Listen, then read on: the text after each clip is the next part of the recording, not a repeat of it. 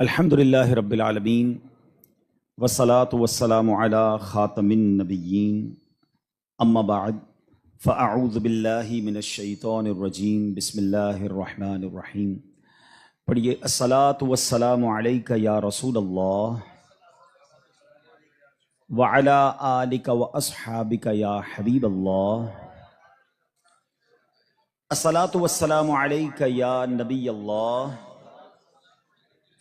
وعلی آلک واصحابک یا نور اللہ۔ درود پاک پڑھنے کے بے شمار فضائل و برکات ہیں۔ کاروباری حضرات بعض اوقات اس طرح کے وظائف پوچھتے ہیں کہ کوئی ایسا وظیفہ بتائیں جس میں کاروبار میں برکت بھی ہو، ناگہانی آفتوں مصیبتوں سے ہم محفوظ ہو جائیں، ہماری کوئی پروٹیکشن ہو جائے۔ تو میں ایک حدیث پاک آپ کو سنانا چاہتا ہوں۔ میرے آقا علیہ الصلوۃ والسلام فرماتے ہیں، جس کا مضمون ہے کہ جو شخص مصیبتوں اور پریشانیوں میں ہو اسے چاہیے کہ مجھ پر کثرت سے درود پڑھے کہ درود مصیبتوں اور پریشانیوں کو لے جاتا ہے۔ یعنی اگر کسی بھی تکلیف میں ہیں، اگر آپ چاہتے ہیں کہ وہ تکلیف، چاہے وہ بیماری ہے، چاہے وہ بزنس کی پرابلم ہے، واٹ ایور کلیمٹی اور پرابلم یو ہیو، درود پاک وہ وظیفہ ہے جو مشکلوں کو آسان کرنے والا وظیفہ ہے۔ اچھا، پھر اگر بینیفیشل کی بات کریں، ہم کاروباری لوگ ہیں، ہم ملٹیپلیکیشن آف بزنس کو غور کر رہے ہوتے ہیں کہ یار کدھر سرمایہ لگائیں یا کدھر سے آسانی کے ساتھ جو ہے وہ منافع کمایا جا سکے، تو نبی پاک علیہ الصلوۃ والسلام کی حدیث کا خلاصہ ہے کہ میرے آقا فرماتے ہیں جو ایک بار درود پاک پڑھتا ہے اللہ اس پر اپنی 10 رحمتیں نازل فرماتا ہے، جو 10 بار درود پاک پڑھے اس پر 100 رحمتیں نازل فرماتا ہے، اور فرمایا جو 100 بار درود پاک پڑھے اللہ کریم اس کی دونوں آنکھوں کے درمیان یہ لکھ دیتا ہے، یعنی لکھ دیا جاتا ہے کہ یہ بندہ نفاق اور جہنم کی آگ سے آزاد ہے، اور اسے قیامت کے دن شہیدوں کے ساتھ رکھا جائے گا۔ اب مجھے بتائیں، ہر درود پر ملٹیپلائی بائی 10 رحمتیں۔ اب میں اگر گھر سے نکلتا ہوں، فیکٹری پہ جا رہا ہوں، آفس پہ جا رہا ہوں، اور درود پاک پڑھ کے جا رہا ہوں اور پڑھتا ہوا جا رہا ہوں، تو پروٹیکشن کتنی خوبصورت ہے کہ مجھ پر ہر وقت رحمتیں برس رہی ہیں۔ اور اگر کم از کم 100 بار دن میں درود پاک پڑھ لے تو یہ انعام کیا کم ہے کہ جہنم کی آگ سے بچ جائیں اور قیامت کے دن شہیدوں کے ساتھ حشر ہو جائے۔ تو اللہ مجھے بھی آپ کو بھی فضول کاموں سے بچ کر کثرت سے درود پاک پڑھنے کی توفیق عطا فرمائے۔ آئیے محبت سے درود پاک پڑھ لیں۔ صلو علی الحبیب صلی اللہ تعالی علی محمد صلی اللہ علیہ وسلم۔ بخاری شریف کی حدیث سے میں آج اپنے اس ٹاپک کا آغاز کروں گا۔ جو ٹاپک میں نے چوز کیا ہے، جیسے آپ یہ واقعہ سن لیں گے تو پھر انشاءاللہ مزید ایلوبریٹ کرنا آسان ہو جائے گا۔ اور یہ واقعہ ہے حضرت معرور بن سوید رحمۃ اللہ تعالی علیہ۔ کہتے ہیں ایک مرتبہ مجھے صحابی رسول حضرت ابو ذر غفاری رحمۃ اللہ تعالی علیہ رضی اللہ تعالیٰ عنہ کی زیارت ہوئی، اور میں نے دیکھا کہ آپ کے ساتھ آپ کا ایک غلام ہے، مگر دونوں نے بڑا یونیک لباس پہنا ہے۔ یعنی لباس یہ تھا کہ 2 چادریں پہنتے تھے اس زمانے میں لوگ، جیسے ہم احرام پہنتے، نارملی یہ نارمل لباس بھی ہوتا تھا لوگوں کا۔ تو دیکھا کہ ایک نیچے کی چادر حضرت ابو ذر غفاری نے بڑی قیمتی پہنی ہے، اور جو اوپر چادر پہنی ہے وہ بڑے نارمل سے کپڑے کی پہنی ہے۔ مگر آپ کے ساتھ جو آپ کا غلام تھا، ایگزیکٹلی اس نے بھی ایسا ہی لباس پہنا کہ ایک چادر بڑی قیمتی، ایک چادر بڑی نارمل۔ تو وہ کہتے ہیں، میں نے کہا حضرت یہ آپ کیسا دونوں لباس پہن کے گھوم رہے ہیں؟ آپ آقا ہیں، آپ دونوں چادریں قیمتی پہن لیتے، غلام دونوں نارمل سی چادریں پہن لیتا۔ غلام اور آقا میں فرق بھی ہو جاتا اور پراپرلی ڈریسڈ اپ بھی ہو جاتے آپ۔ پیسے تو آپ نہیں لگائے نا، مطلب خریدا تو آپ نے۔ تو یہ کیسا طریقہ ہے کہ ایک چادر نارمل اور ایک چادر قیمتی؟ تو حضرت ابو ذر غفاری رضی اللہ تعالیٰ نے جو جواب دیا، that is actually my topic of today's speech۔ وہ کہتے ہیں کہ بات یہ ہے کہ جب میں نیا نیا اسلام لایا تھا، اب یہ جو واقعہ میں سنانے جا رہا ہوں نا، اگر اس کو پراپرلی سنے تو رونگٹے کھڑے کر دیتا ہے۔ وہ کہتے ہیں کہ میرے ساتھ معاملہ جو تھا وہ ایک غلام سے میری بحث ہو گئی، جو غلامی سے تو آزاد ہو گئے تھے، مگر وہ ایکچولی ہی belongs to the Ghulam family, کیونکہ وہ آزاد ہوئے تھے، حبشی تھے، افریقن تھے، اور وہ کوئی اور نہیں، وہ حضرت بلال حبشی تھے۔ وہ کہتے کہ میری کسی بات پہ بحث ہو گئی، میں بھی نیا نیا مسلمان ہوا تھا، ظاہر ہے صحابہ کرام بھی ایک پوری تربیت کے دور سے گزرے ہیں نا۔ تو کہتے بحث ہوئی تو میری زبان سے نکل گیا کہ اے کالی ماں کے بیٹے، میں نے حضرت بلال کو یہ کہہ دیا، حضرت بلال حبشی بہت دل برداشتہ ہوئے، نبی پاک علیہ السلام کی بارگاہ میں چلے گئے، کہتے یا رسول اللہ ابو ذر غفاری نے مجھے ایسا کہا ہے۔ اب نبی پاک علیہ السلام اس میں بہت زیادہ، جس کو کہتے ہیں نا کہ پیارے آقا کے چہرے کا رنگ متغیر ہوا، آپ نے فیل کیا اور آپ نے فرمایا یا ابا ذر انک امرؤ فیک جاہلیہ، اے ابو ذر تمہارے اندر اب بھی جاہلیت والا اثر باقی ہے۔ اب آگے نبی پاک نے جو فرمایا ذرا غور سے سنیے گا، یہ ہم سب کے لیے بڑے سنہرے الفاظ ہیں۔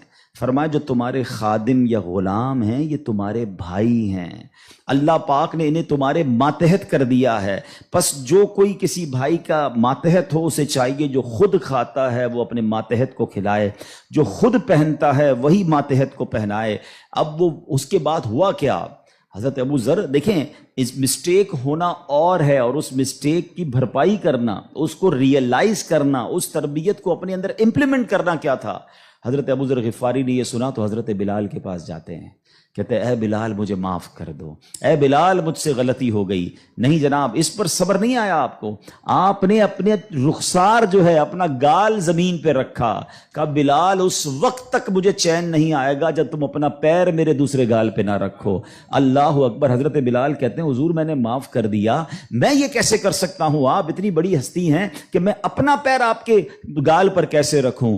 حضرت ابو ذر کو چین نہ آیا اور آپ نے حضرت بلال کے پیر کو اٹھا کر اپنے گال پر رکھا، یعنی معافی بھی مانگی تو تاریخ کی کیسی معافی مانگی۔ اور اس کے بعد کہتے ہیں بس اس کے بعد میں نے سوچ لیا کہ اپنے ہر غلام کے ساتھ، اپنے ہر ماتحت کے ساتھ میں نے یکساں سلوک کرنا ہے، جیسا میں نے لباس پہنا ہے ویسا میں نے اسے لباس پہنایا ہے۔ اب try to understand the difference between those times, اس وقت اور آج کے وقت میں فرق ذرا سمجھیے گا۔ اس زمانے میں غلام ہوتے تھے، غلام باقاعدہ خریدے جاتے تھے، جیسے آپ کی گاڑی ہے، جیسے آپ کی موٹر سائیکل، جیسے آپ کی اور چیزیں جس کے اونر آپ ہیں۔ اس زمانے میں غلام ایکچولی اونرشپ پر ملتے تھے، اب آپ اس کے آقا ہوتے تھے، مگر جو کسی کا آقا ہو اس کی تربیت ایسی کی جا رہی ہے تو مجھے بتائیے آج کا ملازم ہمارا غلام تو نہیں ہے نا؟ آج تو ہم نے اس سے ایک وقت کا اجارہ کیا ہے کہ جناب آپ 8 گھنٹے کے لیے میرے پاس آئیں گے اور پرٹیکولرلی یہ کام کریں گے، جو کام دیا میں اس سے وہ کام لے سکتا ہوں، نہ میرا وہ زر خرید غلام ہے، شام کو جا کر وہ کچھ بھی کرے اس کا میرا کوئی کانٹریکٹ ہی نہیں ہے۔ مگر اس کے باوجود جو آج ملازمین کے ساتھ سلوک کیا جاتا ہے، غلام کے ساتھ اچھا سلوک کرنے کا اسلام درس دیتا ہے، تو ملازمین کے ساتھ تو اس سے بڑھ کر اچھا سلوک کرنا ہوگا نا، کیونکہ وہ تو غلام بھی نہیں ہے۔ مگر آج غریب ملازمین کے ساتھ جس طرح بعض لوگ بیہیو کرتے ہیں، میں ایسا نہیں کہتا کہ سارے لوگ کرتے ہیں، ماشاءاللہ کچھ ہم نے دیکھا، چاہے وہ فیکٹری اونرز ہوں یا مالکان ہوں کاروبار کے، وہ بچوں جیسا سلوک کرتے ہیں، اور کرنا بھی یہی چاہیے۔ وہ غریب ہے تو اس کا مطلب یہ نہیں کہ اس کے پاس دل نہیں ہے، اور اسلام ہمیں حقوق بیان کرتا ہے اور ہمارے صحابہ نے اس کو کس طرح امپلیمنٹ کیا۔ اب یہ ایک بات ذہن میں رکھنی ہے، نبی پاک کی ایک حدیث یاد رکھیے گا، میرے آقا علیہ الصلوۃ والسلام فرماتے ہیں من آذا مسلما فقط آذانی ومن آذانی فقط آذ اللہ، جس نے کسی مسلمان کو تکلیف دی۔ اب اس میں کہیں بھی ایسا نہیں ہے کہ اپنے برابر کے مسلمان کو تکلیف نہیں دینی ہے۔ میں چیمبر آف کامرس کا ممبر ہوں تو کسی چیمبر آف کامرس کے ممبر کو تکلیف نہیں دینی، میں فیکٹری مالک ہوں تو کسی فیکٹری مالک کو تکلیف نہیں دینی، میں ایک ایلیٹ کلاس یا اچھی کلاس کا رہنے والا ہوں تو اپنی طرح کے لوگوں کو تکلیف نہیں دینی۔ یہ مطلقاً حدیث ہے، من آذا مسلمن، ٹھیلے والے کو بھی تکلیف نہیں دینی جو مسلمان ہے، جو جناب میرا ملازم ہے اسے بھی تکلیف نہیں دینی، جو میری فیکٹری کا دروازہ کھولتا ہے مجھے اسے بھی تکلیف نہیں دینی۔ بلکہ میں آپ کو سچ بات بتاؤں، یہ وہ لوگ ہوتے ہیں کہ جن کے ساتھ اچھا سلوک کر کے ہم اپنے رب کو بہت راضی کر سکتے ہیں۔ اب ایک اور واقعہ سنیے، اور سبحان اللہ یہ واقعہ بھی حضرت بلال حبشی ہی سے ریلیٹ کرتا ہے۔ اب آپ ایک اور بات سمجھیے، حضرت بلال حبشی کا بیک گراؤنڈ کیا تھا؟ حبشہ جو ہے وہ ایتھوپیا کو کہتے ہیں، آج کل وہ ملک ایتھوپیا ہے، ٹھیک ہے نا؟ اٹ مینز وہ افریقن تھے، عرب کے اندر ایک افریقن غلام کے طور پر وہ آئے تھے، اور آپ نے بہت ڈیفیکلٹ لائف اسلام کے لیے گزاری۔ جو آپ کا آقا تھا نا امیہ، میں نے وہی کہا کہ باٹ کر لیتے تھے، خرید لیتے تھے، وہ بہت سخت اسلام دشمن تھا۔ اب امیہ کو جب پتا چلا کہ حضرت بلال مسلمان ہو گئے، اب اس نے حضرت بلال پر مظالم کے پہاڑ توڑ دیے. ابھی حیدرآباد میں ہم لوگ موجود ہیں, گرمی کا سیزن ہے, ہم شاید 10 منٹ بھی باہر گرمی میں کھڑے نہ رہ سکیں اس وقت, لیکن مکے کی گرمی, جن کو جو گئے مکے مدینے میں, حضرت بلال کو تپتی ریت پر وہ لٹاتا تھا. اجر عطا فرمائے حضرت ابو بکر صدیق رضی اللہ تعالیٰ عنہ کو. دیکھیں حضرت ابو بکر صدیق بھی بزنس مین تھے, یہ میرا ٹاپک نہیں ہے, ورنہ ایک بہت خوبصورت یہ بھی ٹاپک ہے کہ ہمارے صحابہ جو بزنس مین تھے انہوں نے کہاں کہاں پیسے خرچ کیے. میں اور آپ بھی کرتے ہیں, but what a right investment they did on that time. حضرت عثمان غنی کی انویسٹمنٹ دیکھیں, آج بھی حضرت عثمان غنی کا وقف مدینے میں جاری ہے, آپ کے علم میں ہوگا. بہرحال حضرت ابو بکر صدیق گئے اور امیہ سے کہا کہ بلال مجھے بیچ دو. اب امیہ جو تھا نا وہ بڑا شیطان تو تھا ہی, اسلام دشمن تھا. حضرت بلال سے اس کا بغض کی وجہ بھی یہی تھی. تو اس نے مثال کے طور پہ, اس وقت مارکیٹ ریٹ تھا 500 درہم, میں مثال کے طور پر, اس نے کہا میں 1000 درہم لوں گا. آپ نے کہا ٹھیک ہے. حضرت ابو بکر کہتے ہیں کہ نہیں اب 2000 لوں گا. سودا ڈن ہونے کے بعد کہتا ہے اب 2000 لوں گا. آپ نے کہا اوکے. کہا 3000 لوں گا. آپ نے کہا اوکے. وہ قیمت بڑھاتا گیا, حضرت ابو بکر صدیق اوکے کرتے گئے. اب ایک پرٹیکولر بڑی بگ اماؤنٹ پر حضرت بلال کی ڈیل ہو گئی. امیہ کہتا ہے اے ابو بکر, میں نے تو تمہارے بزنس کے بڑے چرچے سنے تھے, مجھے تو یہ پتا تھا کہ تم جو ہے بڑے جانچ کر بڑی طریقے سے سودا خریدتے ہو, اتنا مہنگا یہ حبشی غلام خرید لیا. حضرت ابو بکر کے تاریخی الفاظ سنے, وہ کہتے ہیں امیہ تمہیں کیا معلوم بلال کی قیمت کیا ہے, تم اس سے زیادہ مانگتے میں اس سے زیادہ تمہیں دیتا. اللہ اکبر. رقم دی, حضرت بلال کو لے کر نبی پاک کے پاس. اب ذرا سنیے گا, جب نبی پاک نے حضرت بلال کو دیکھا نا, کہا حضرت ابو بکر کہتے ہیں یا رسول اللہ بلال حاضر ہے, بلال کو آزاد کروا کے لایا ہوں. نبی پاک فرماتے ہیں اے ابو بکر, بلال کو خریدنے میں جتنے پیسے خرچ کیے تھوڑے پیسے میرے بھی اس میں شامل کر لو. اتنا پیار. اور حضرت بلال کے اس بیوٹیفل ڈیل میں حضرت ابو بکر نے کہا حضور میرا سب کچھ آپ ہی کا تو ہے, اگر میں نے کچھ خرچ کیا تو حضور یہ سب آپ کا ہے. اب حضرت بلال کا یہ بیک گراؤنڈ تھا, یاد رکھیے گا. اب مکے میں بڑے بڑے سردار بھی مسلمان ہوئے. آپ سب کو یاد ہونا چاہیے اسلامی تاریخ کا ایک ٹرننگ پوائنٹ تھا, اور وہ ٹرننگ پوائنٹ تھا فتح مکہ. ٹھیک ہے نا, فتح مکہ سے پہلے 10,000 لوگ مسلمان ہوئے. میں تھوڑا سا 1-2 منٹ میں تھوڑا سمرائز کر دوں تاکہ آپ میرے ساتھ اور انوالو بھی ہو جائیں, اور یہ تاریخ پتہ ہونی چاہیے. فتح مکہ ہوتی ہے 10 ہجری میں. 10 ہجری کا مطلب 8 ہجری میں, معاف کیجیے گا, فتح مکہ ہوتی ہے 8 ہجری میں. 8 ہجری کا مطلب ہے کہ نبی پاک علیہ الصلوۃ والسلام نے جو 40 سال کی عمر میں اسٹرگل آف اسلام شروع کی, اس کے 13 سال مکے میں گزارے, 8 سال مدینے میں گزارے. 13 اور 8 کتنے ہو گئے؟ 21 سال. 21 ایئرز میں 10,000 مسلمان ہوئے تھے. سمجھ رہے بات کو؟ اور اب کانکر ہوتا ہے مکہ. جب مکہ فتح ہوا اور تمام مظالم کرنے والے لوگ موجود تھے, سرداران مکہ موجود تھے, اور ان کو پتا تھا آج ہمارے تکہ بوٹی کر دیے جائیں گے, آج ہمارے سر قلم کر دیے جائیں گے, کیونکہ ہم نے تو اتنا ستایا ان کو, مکہ چھوڑ کے مدینے جانا پڑا. مگر اینڈ آف دا ڈے جو نبی پاک کا شاندار فیصلہ تھا کہ آپ نے سب کو معافی کا اعلان فرما دیا.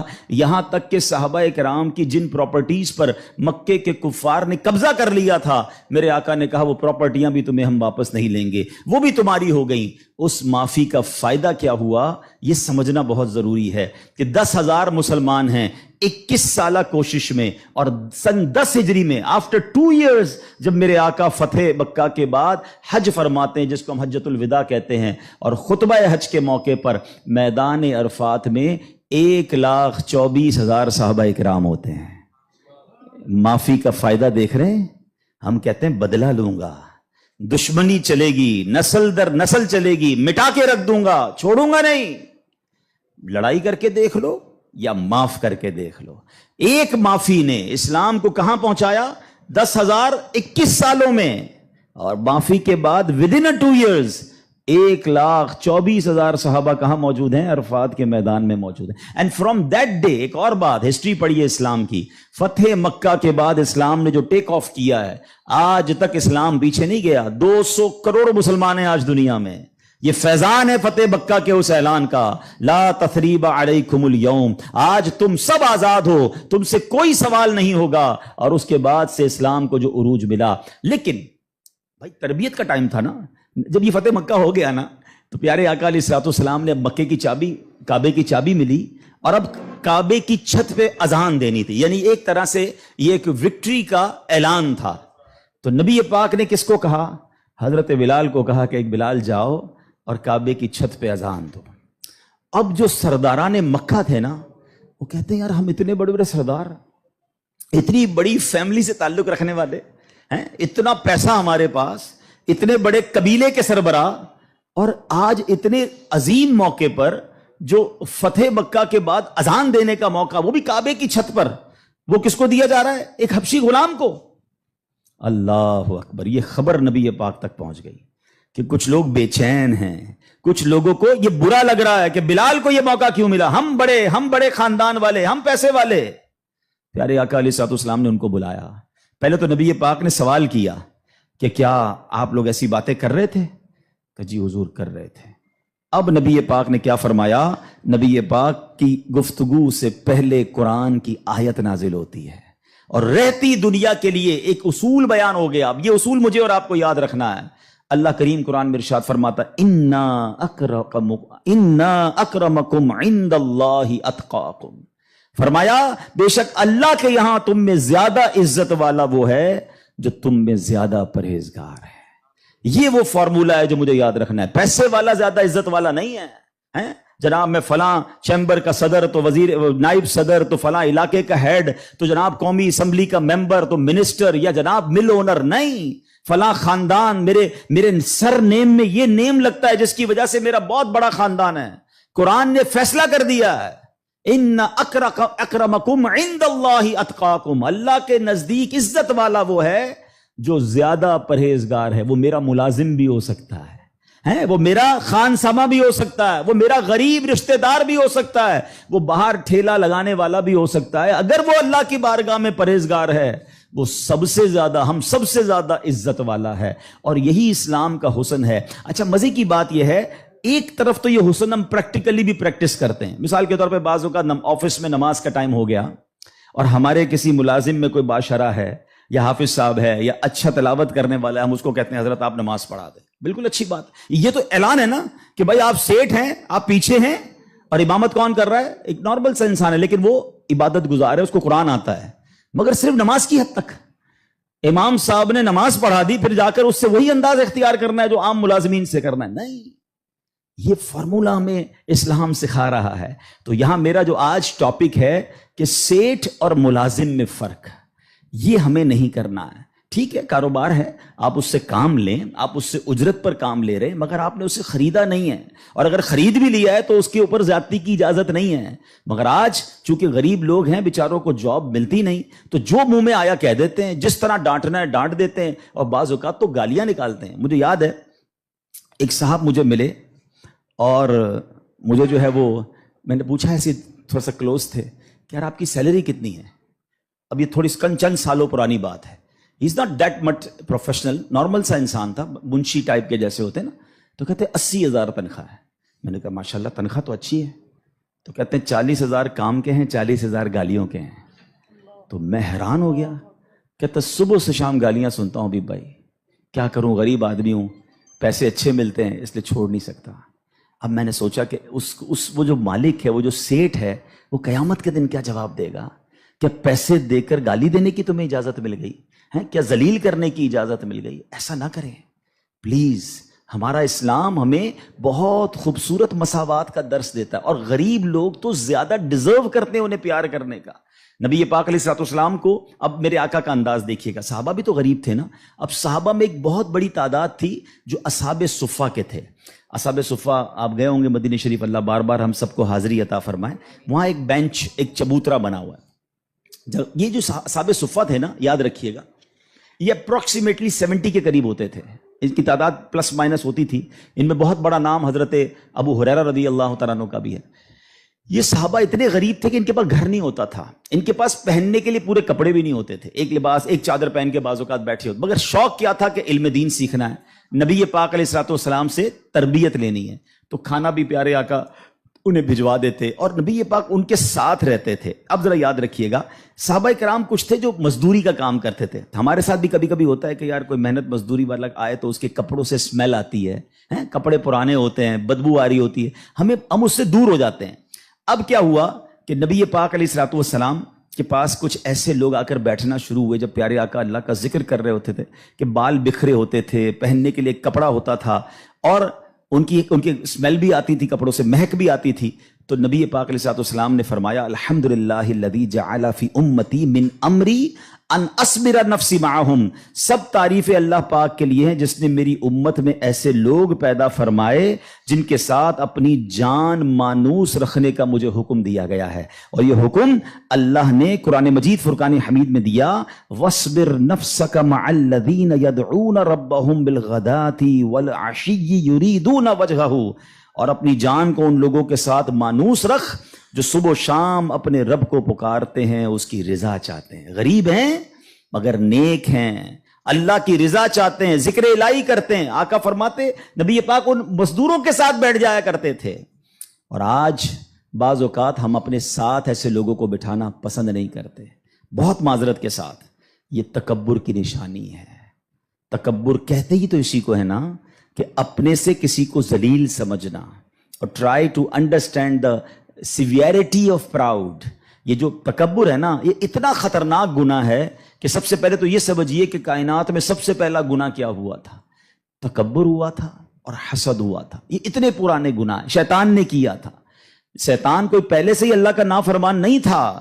40,000 سال اس نے عبادت کی، جنت کا خزانچی تھا، فرشتوں کا استاد تھا، معلم الملکوت تھا.